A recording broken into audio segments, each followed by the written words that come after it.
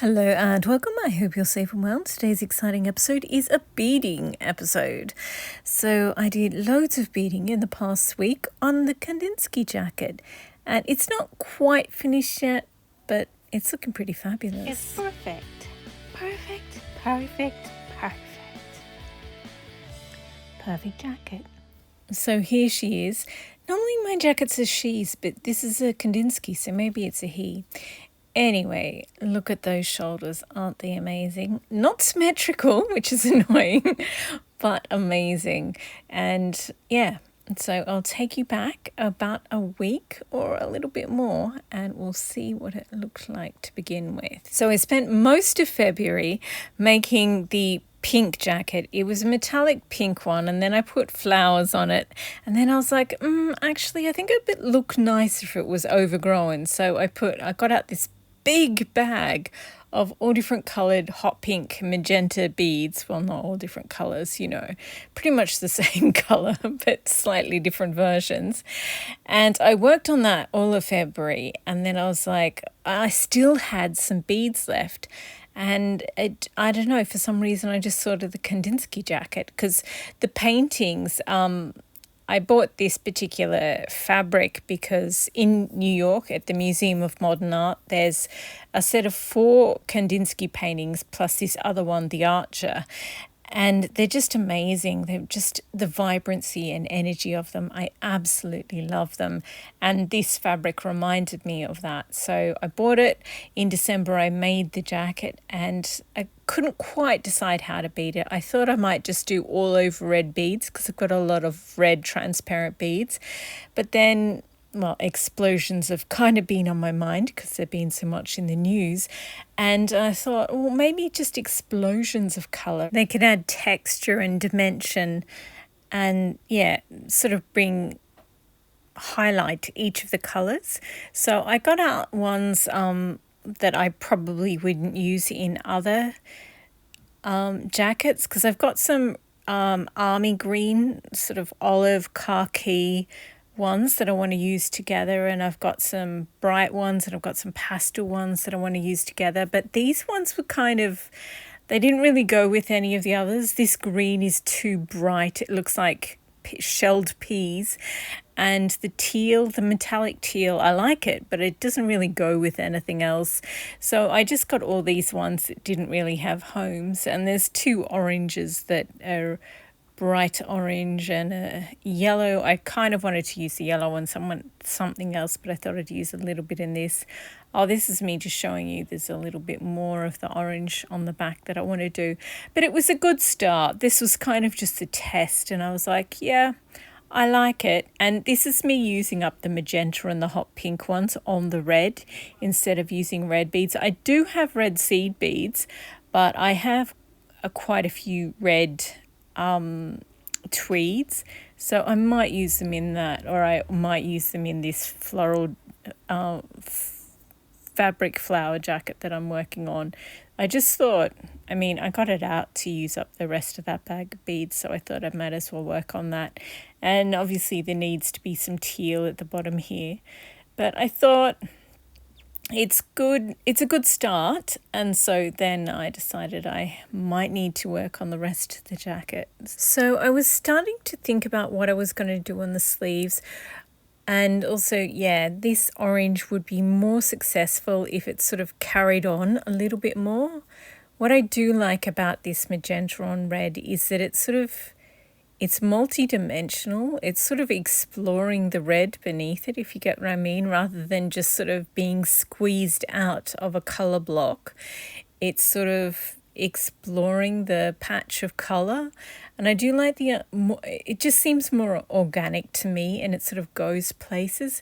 And this is just the colours mixed together, the leftovers. They're so beautiful together. I kind of want to do a jacket that's just all plain seed beads, but that would take like a million years to do. Anyway, so then I did some around the top, the back of the neck, and I also did these flesh sort of light coral coloured ones here.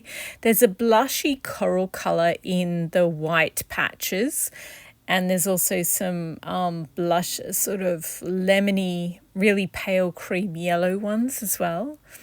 And I didn't want to use just white beads. I wanted to use the colour, and those flesh ones, I don't think I'll use them up on anything else. And I thought it might be interesting. Like, I do think they go with the two oranges and sort of with the yellow.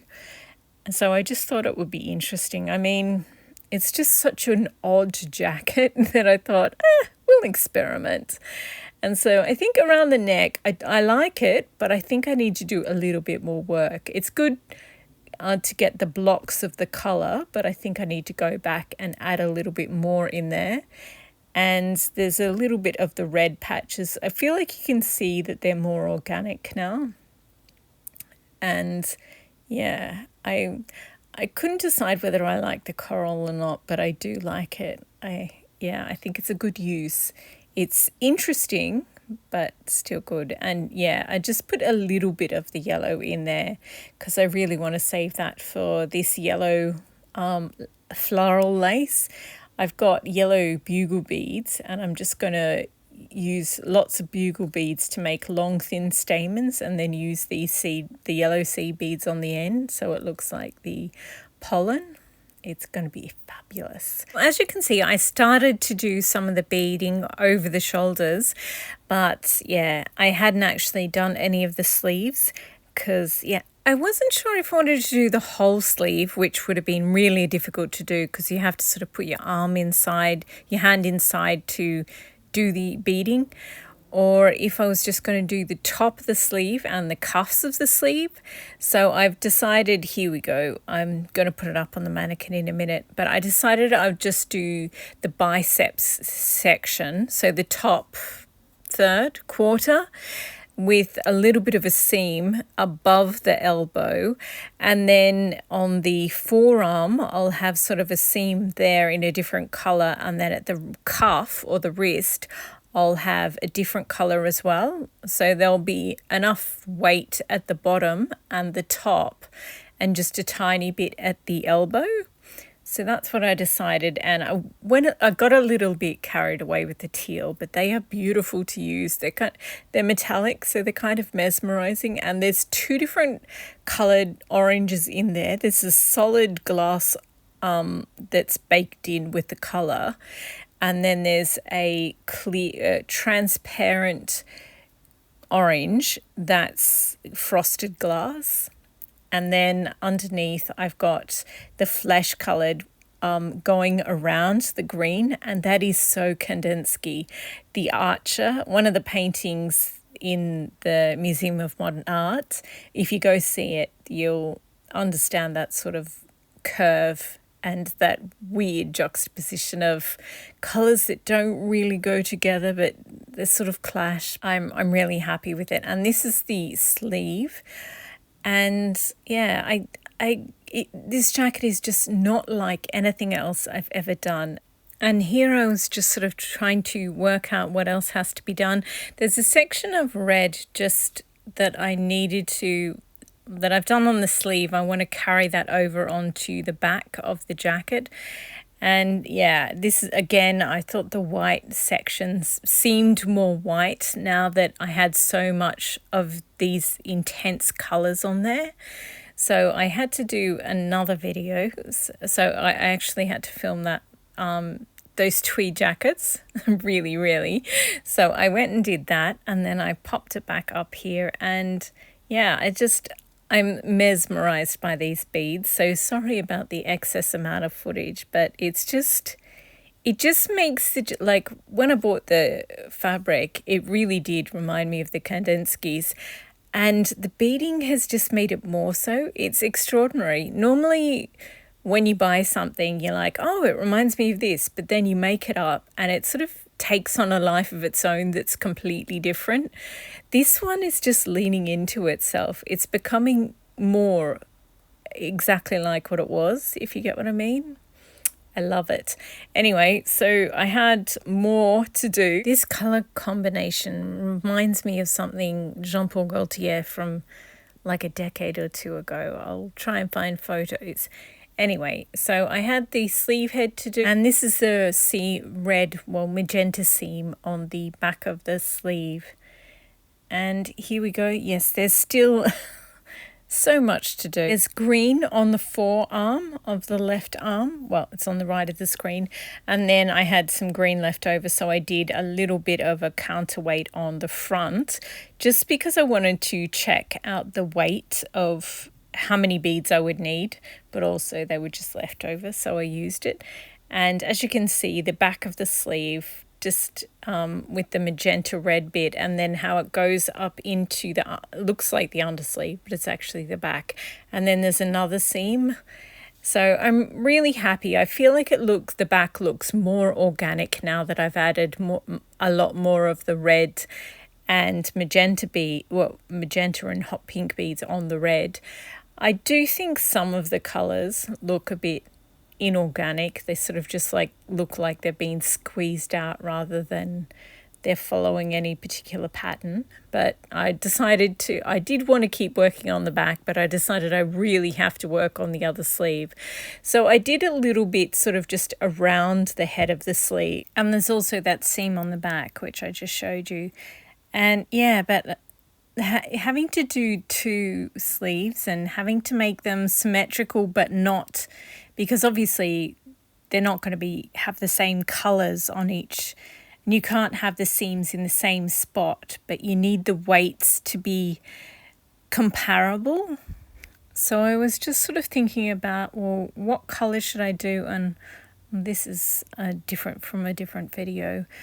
But yeah, I sort of left it there for a little bit while I was doing other things. And I was like, well, what will I do to make the weights exactly the same? So I had to do the same amount of beading, but for it to look organic and, well, asymmetrical's the wrong word, but I didn't want the colors to look the same. I didn't want them to be mirrored. Because the sleeves aren't mirrored, they're just different parts of the same piece. So yeah, I was a bit stumped about how I was going to do that. And having seen the almost finished piece, this is the first arm, and the second arm is better. I should have done sort of layers. I should have done a little bit of the first sleeve, then a little bit of the second sleeve, then a little bit on the original one again, and a little bit on the second one. But I did not. I've had quite a few questions about how you do this sort of beading. The general rule with beading is if you can look at it and know how to do the beading, then you've probably got enough technique to do it without damaging the fabric. So the trick to this one here is that I used an interior decorating fabric rather than a fashion fabric, which would have just been too flimsy and delicate, and it wouldn't have worked at all. But this is a really, really robust fabric. You're supposed to cover seats with it, so it's supposed to last forever. But the downside of that is it's really thick and really dense, and it's very hard to pass your needle through. But if you are able to do that, then it will also hold your beads really well. So that's why I chose this type of beading on this one. And this is just me saying that this is when I did the Chanel one and the Chanel video, and then I came back to this, and as you can see, instead of, I put off working on the second sleeve, and I just did this, brought the beading down from the shoulder right to the front and the center. And I wasn't sure what to do about that white patch in the center, but I ended up using transparent pale pink beads, and I love it. And then I also added some more tufts of beads to the front bottom, and I'm going to fill in there's going to be some teal ones in between them. They look a bit lumpy at the moment, a bit weird, but I just wanted to get the weights right, so I have a smaller amount of weight to do in between them. But anyway, so yeah, part of it is that I used twice as much structural layer as I was making this jacket, so it carries the weight of this beading really well. So this is quite a lot of beads. For each color, I had 1 pound or half a kilo, which is 500 grams, and which is a lot of beads, but I've only used maybe not even half of all of them. And then another thing that I did when I did this particular type of beading, you tie a knot at the back and then you bring your needle and thread right through. Then you put on a stack of beads, so 4 beads. Then you hold the end bead and pass your needle back through all of them except the one that you're holding and right back through into the fabric. And a few people have asked if I've got any beads or buttons at the back to hold all the weight of the beads. No, I've been beading for a really long time, so and I've also used to garden, so I've used an organic approach of counterweighting or balancing them. So there's a short stack, then a long stack, then 2 short stacks, then a long stack. And that way the entire thread bears the weight of them really well. And I also sort of do a thin layer, then I go back and do another thin layer, then I go back and do another thin layer. So the thread ends up being like roots, or if you've ever tried to get ivy off a building, you'll know that it's not just one root or one branch that's clinging to the building. It's lots of little ones, and they're all quite stringy and they don't have very many leaves on each one. But when they all sort of weave over each other, it looks like a whole wall of ivy leaves. I've sort of used the same principle here. So the thread, if you look at the back, the threads, there's lots of different threads and they each carry a little bit of weight. And that way the entire thing is stronger and it's just going to be able to carry the weight over the next decade or two. And I've also used poly thread instead of cotton. I know, like, when I make dresses, I always try to use organic, like natural fabrics. But when you're using thread, cotton thread just is weaker because it's natural. And it also breaks down because, again, it's natural. So use poly thread, it's stronger, and I double my thread. And yeah, I wouldn't recommend trying this beading if you're new to beading, but I know that some people look at my most complex works and are like, that's the first thing I ever want to make. So what you can do is just buy an embroidery hoop and just do a little sample, like a nice little round one. And don't worry about the weighting or anything like that. But once you've finished your little hoop, just turn it over on the back and just white glue or hobby glue, just pour some of it out into a plate, and with a paintbrush just carefully paint a thin layer of glue on the back and let it dry. And that way you won't have to worry about none of it being balanced. Oh, and here I got a bit bored with my colours, so I decided to get some cream ones out. I can't use all of them because I originally bought them for something else, but I could use about a handful of the cream ones. So I decided to mix them together, and this is me doing the second sleeve. And I love the second sleeve. It is so much better than the first one. It's a blend of all different colours. So I've got the 2 oranges, I've got the yellow and the cream, and I've got 2 greens in there as well. And oh my gosh, it is and I've also got the light coral in there as well. And I love it. It is amazing. But they aren't even. I obviously have to build up the sleeve head and also the front and bring it right down as well. But weight-wise, the actual sleeve, not what's around the sleeve, but the actual sleeve is getting towards the correct weight. I also have to do the forearm and the cuff as well, obviously, but this blending of colours is I really appreciate this. I do wish, I kind of just want to do another one. I do actually have another bit of fabric, the one with the hydrangeas, and I've got some greens and blues in seed beads that all will mix together beautifully. So I might do another one because I feel like now that I've sort of, almost done this one, I kind of know how to actually do it, but yeah, these colours, they sort of clash, but they're also really beautiful together. They're just so interesting, I think. It's very Kandinsky. I'm really happy with it. It's yeah. It's just, oh, and I did a sort of slash of magenta and hot pink across the red that goes across the stomach. It's very weird, but and it sort of looks darker than it does in real life. And I'm just looking at the teal bit in the sort of blue bit at the top of the other section that I haven't done. And I've got some really pale teal beads. So I'll use the metallic teal, but I think I'll also mix in there because I love the way the cream and the yellow of the second sleeve looks. And then this is me just looking at the back, and yeah, there's still loads of it that I haven't done there.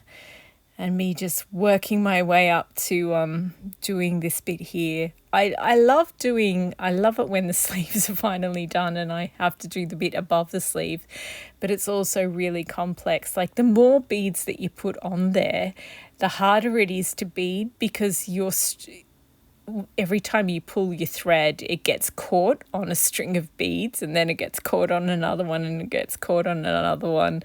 And you've got to hold the jacket in a way that won't wreck anything. It tries your patience like you would not believe. There's also more that needs to be done in the middle, sort of the stomach section, and also at the bottom. And so at this point I was like, okay, which bit's going to be easier to do? Because you sort of got to work out, if this bit's done, will I be able to do the middle? But if I do the middle first, will that mean that it's harder to keep my thread clean to do the top? So I've just decided to do the top bit because it's just, yeah. So I've decided to do that. As you can see, there's already a lot of red or the magenta and hot pink beads on the front because I did that whole slash of the stomach on the front. This bit is supposed to have red on it, but I've decided I'm going to go with the green because green is my favorite color. I feel like I say that every single video. And obviously there's this bib patch there that's going to be green. And yeah, I think if I have sort of bring the green from the sleeve into the front of the jacket or front of the torso, then it will sort of peter it off. It will sort of merge well with the other side. And this is me just admiring the mix of colors. It took me, as I said, I do a thin layer, then another thin layer, then another thin layer. And each color, because you have to turn the last bead, you can actually see the thread. If you stop it when there's an extreme close-up, you'll be able to see the thread. So orange beads have to have orange thread. Teal beads have to have, well, I use a dark blue thread. Green ones have to have green thread. So it was really complicated to do, and that's why I'm so absolutely proud of mixing the colors, because you have to sort of, when you're laying down the first color, you have to imagine where the other strings will be. And because you can't just do long threads wherever you want, you have to go short thread, long thread, short thread, long thread. You sort of have to work out. It's quite complicated, but yeah. And this is me just reminding myself I still need some short little tufts at the top so it looks more organic. And also some of them, like when you do them at first, they stand straight up, but then they sort of get comfortable and they fall down a little bit. So you also have to work out, so you have to sort of make them stand up a little bit too much to start with. And then once they settle, they'll match the rest. So yes, okay. Enough talk. It is time to actually do the rest of the beading. But yes, as you can see, I'm very much in love with this style of beading. I'm working into the night, and I'll put it up on, this is the pale teal one mixed with some pale pink that I was planning to use on something else, but I think I can use just a handful of the teal on this one in the front. I haven't done it yet, but I think that will sort of, so there's pale pink on one side, there'll be pale teal on the other, merging with teal. So yeah, and here it is, some dramatic night lighting. It looks completely different at night, but as you can see, I did a lot more green and a little bit more magenta. And yeah, it is amazing. I love the green beading on the red. It's very different and it's quite difficult to do because you sort of have to be very clear about where your seams of beads are going to go. Otherwise, it just looks like a mistake. But yeah, I ran out of time, so obviously I'm going to do more of it. But I just thought I'd show you where I am at the moment. And this sleeve that I just did, it reminds me of, this is the, halfway through the video I said, oh, this reminds me of Jean-Paul Gaultier. So this is actually a feather artist, Nelly Saunier. She's French and her work is just amazing. You should definitely go follow her on Instagram, but she's also got a book. These are the wings, and this is amazing, this piece. It's just, and I think I've got one from the front as well.